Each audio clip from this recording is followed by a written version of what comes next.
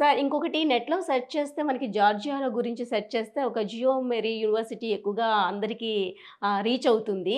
So, దాని ప్రత్యేకత ఏంటి సార్? మేడం జియోమిడి యూనివర్సిటీ అనేది తిబ్లిసీలో ఉంది madam. Hmm. Georgia capital city Tbilisi. Geomedi యూనివర్సిటీలో ఇంటర్నేషనల్ డిపార్ట్మెంటు అని ఒక డిపార్ట్మెంట్ ఉందండి.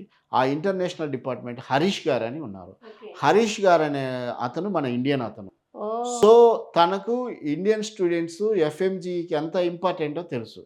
అందువల్ల హరీష్ గారు ఇండియా నుంచి ఫ్యాకల్టీని తీసుకొచ్చి జియోమెడిలో ఎఫ్ఎంజీ క్లాసులు ఇప్పిస్తారు. ఓకే. అలాగే యూఎస్ఎంఎల్ఈ క్లాసులు ఇప్పిస్తారు.